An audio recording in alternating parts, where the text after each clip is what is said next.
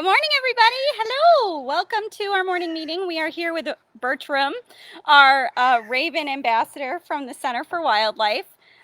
We are sitting in a spot that Bertram, I don't think he's super familiar with. So if you guys see him do that, that's okay. We're just getting used to a new spot. And Bertram is still in training, so anything, what's in there? So we have some treats for him. In this pouch, we have peanuts and dog food, which are some of his favorites. But come on in, let me know that you're here, and I will give you guys a shout out. Bertram is going to be exploring, looking around a little bit today. And we'll put some out on the table and see if he's interested. Hi, what's in there? Yeah.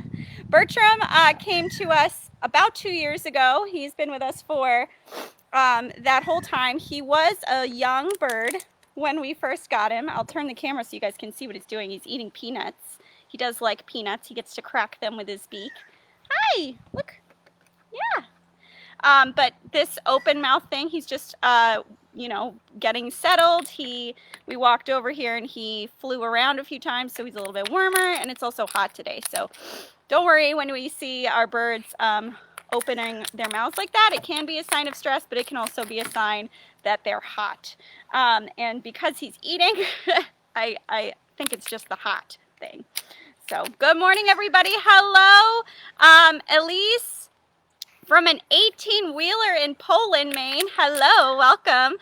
Hi, Tiffany. Hello. Good morning from Bob and Sacco and Bart. Good morning, Katie. Hello, everybody. Welcome.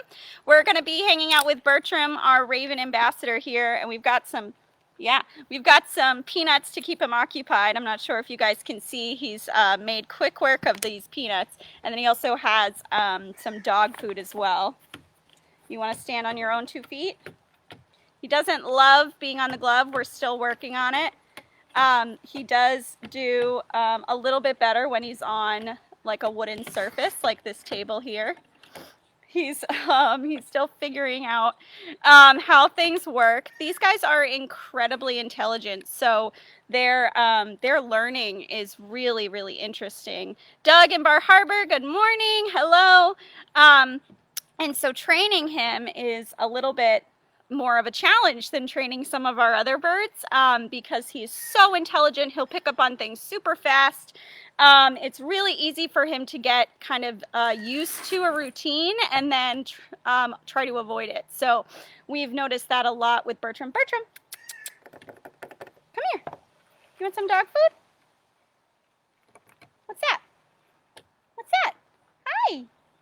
Yeah. Bertram, good morning, Douglas. Hello. Bertram is in the corvid family, which is a type of bird in the songbird family, the larger songbird family, which actually makes Bertram the largest songbird out there, which I think is such a funny little factoid. Of all of the perching birds, of all of the songbirds, these guys are the biggest. And when you hear how much noise Bertram usually makes, that is something that we can believe, right? He talks all the time. In most of the videos that we make, he's in the background chatting. Every morning when we walk into the center, he is making noise, he's talking. Yeah, at least it does make him easier in some respects to teach, to do things that he wants to do. So recently we've been working on teaching him words for different areas in his enclosure. Good boy. He knows up, he knows down, he knows pool, he knows perch. He knows a lot of different words in his enclosure, and he's really good at going to those areas and getting rewarded with food. But for things he doesn't like to do, he is really smart at figuring out ways to avoid doing things he doesn't want to do. So yes, it does make it easier in a way because he is a little bit easier to kind of interact with. He understands what we're trying to get him to do, but then that is a double-edged sword. He understands what we're trying to get him to do, and if he doesn't want to do it, he's going to figure out a way to get around it. So That is kind of the key. They are really easy to point train, to positively reinforcement train, because they love to, he is especially food motivated. He loves food, and they are really, really good at solving puzzles. So they love that interaction and that brain stimulation. Bertram, step up. Step up. I know, we don't like it. Yeah. But if it's something they're not interested in doing, they're not so interested. And he also likes his independence, and I think being on the glove and being restrained isn't his favorite thing. So we're just trying to positively reinforce that as much as we can. Bertram, come here, step up. I know, step up. But you can see he gets a little upset. You can stand on the table. You can play with my mask if you want.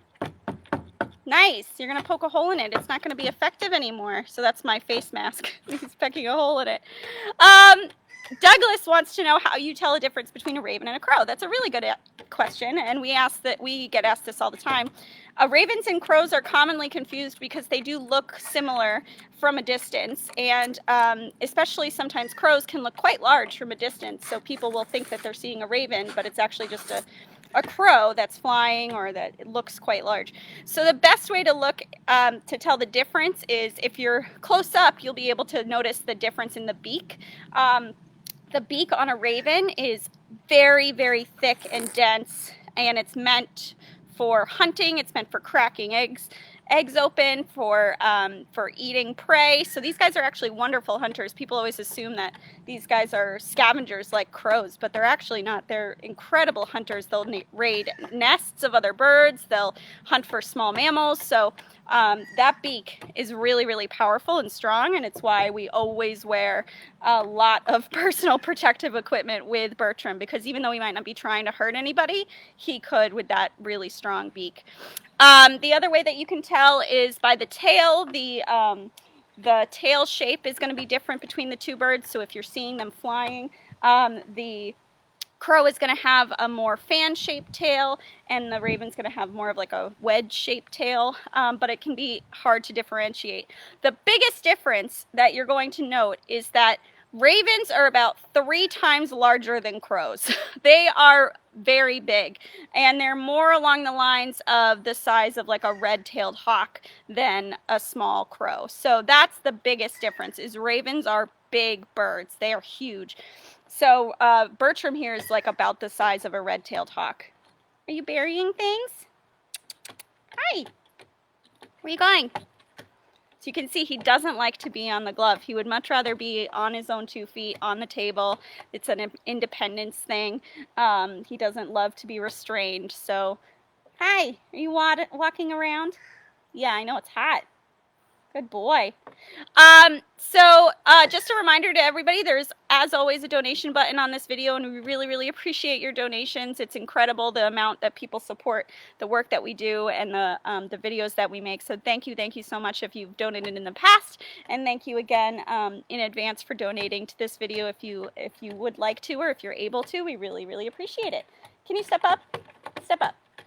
Bertram, step up. Thank you. I know. What happened? Where'd it go?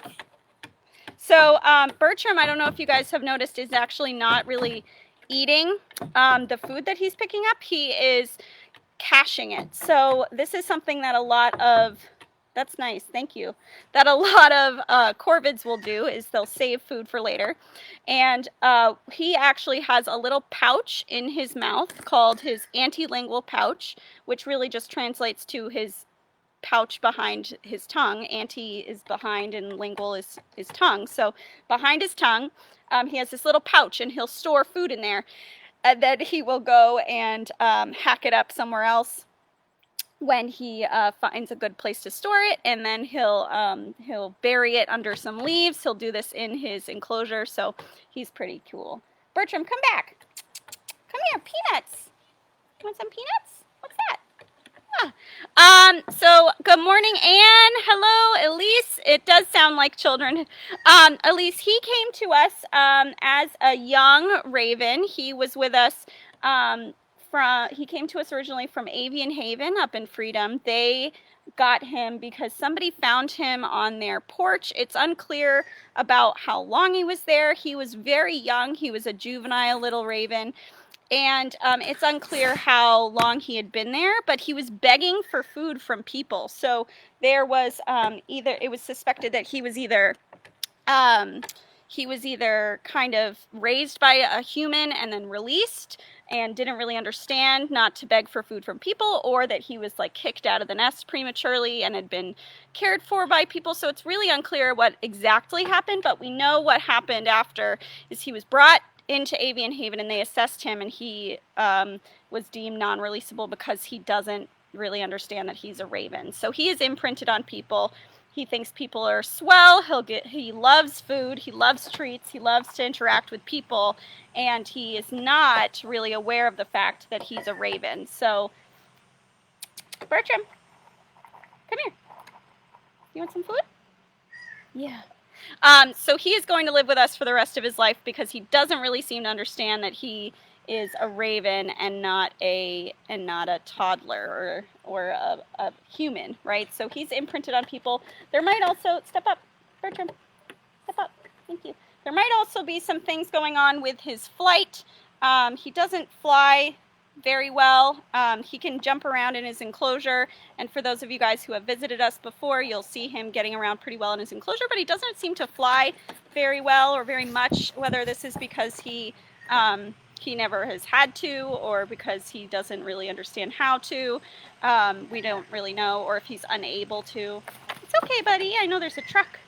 There's a big truck. It's okay. You're okay. He really is not a fan of this face mask. He loves to explore new objects. When we get a new toy at the center, he will explore it. He gets a little bit nervous about new things, but if we have a toy or something that he does like, we'll put that next to the new toy, and he will do a pretty good job of kind of learning that that's a good thing. He does communicate at least somewhat with wild ravens.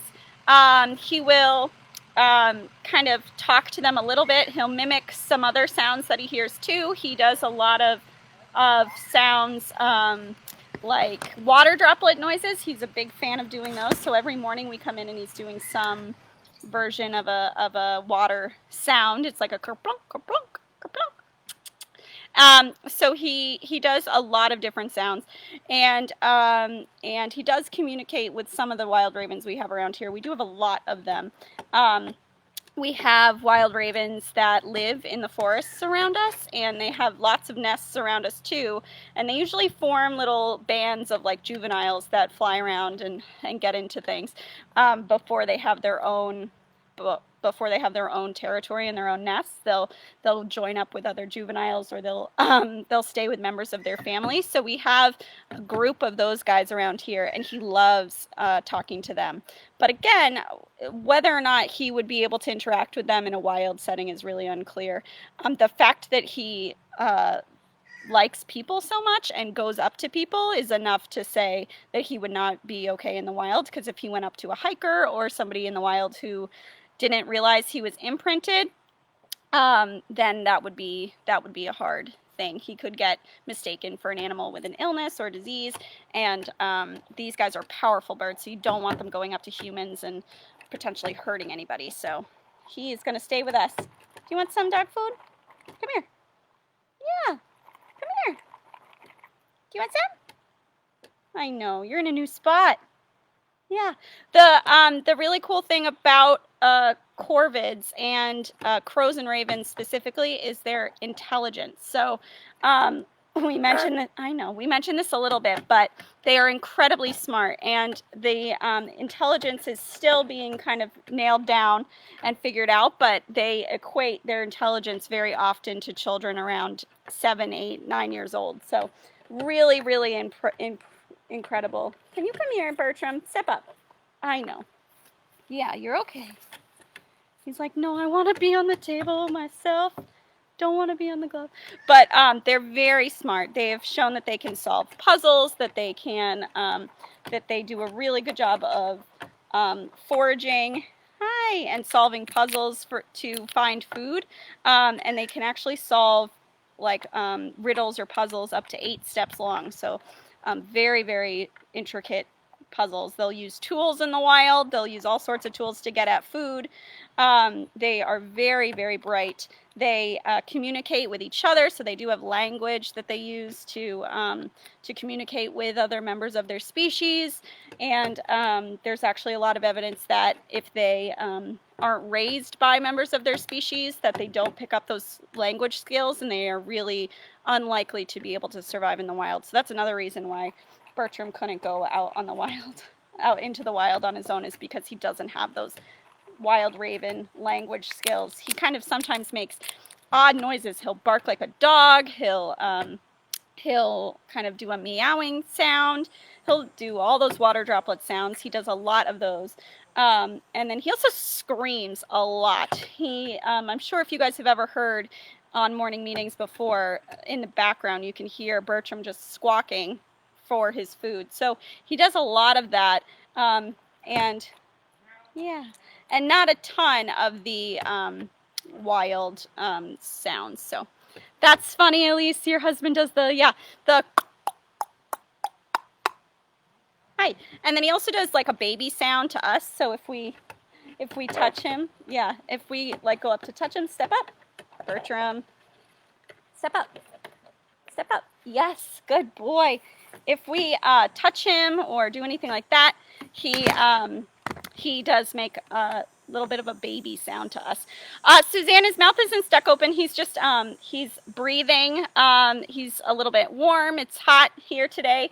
We'll give him a bath after this. We have a pool in his enclosure, and we like to make sure that he has plenty of access to water on hot days like this. So it's not stuck open. He's just like, it's like panting for a dog. So he's just a little warm. He's very excited. He's worked himself up a little bit getting over here. So that's a good question, though. He is not, it's not stuck that way. I know. Come here. I know. And you can see he's able to pick up items with his beak. Hey, yeah. Are you making all sorts of noises? I know, honey. This is a new spot. Yeah. It's a new spot. Yeah. And you can see he does very quick work with the peanuts. Yeah. Thank you, guys. In the wild, do they hunt solo or in groups? They'll do both. At least they do hunt in groups, especially when they're younger and they're in that juvenile little band. They'll hunt together, but they'll also do very well for themselves as adults. Bless you. Yeah.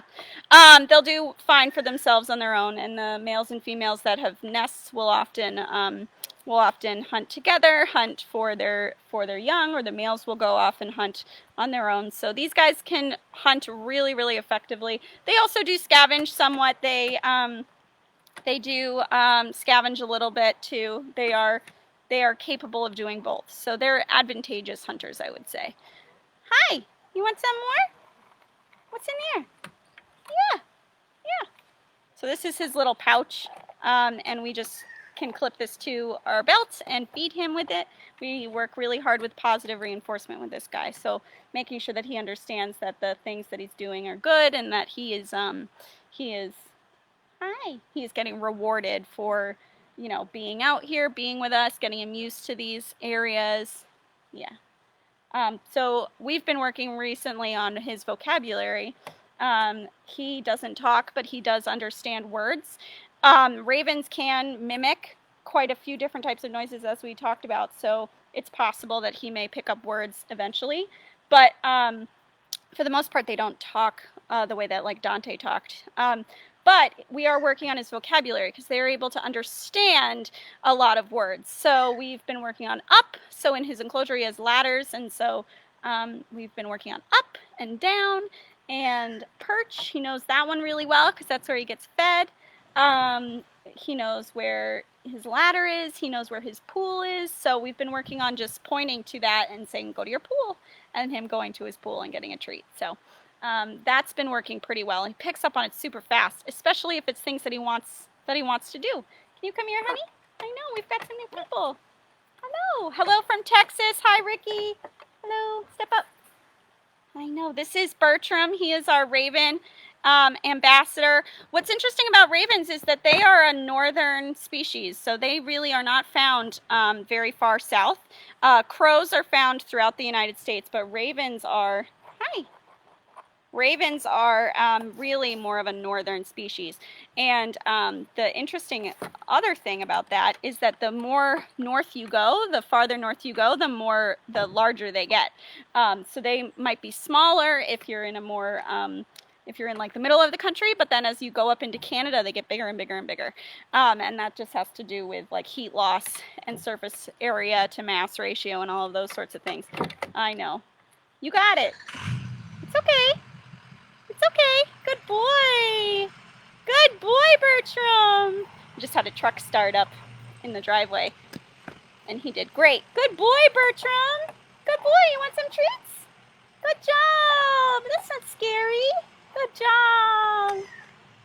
Alrighty, thank you guys so much for joining us today. As always, if you're able to donate, we really, really appreciate it, and we are so grateful that you guys are watching. We are going to get Bertram back into his pool so that he can have a nice cool down. He's worked so hard. We try to keep training with this guy short so that he doesn't get frustrated or anything like that, but thank you guys so much for watching. We really, really appreciate it, and we will be back again tomorrow with another ambassador friend. Hi. How's it going? Can you step up? I know. Step up. You're okay. I know. Step up. Yeah. Yeah. Thank you guys. Have a great rest of your day. Adios. Bye. You're okay, honey.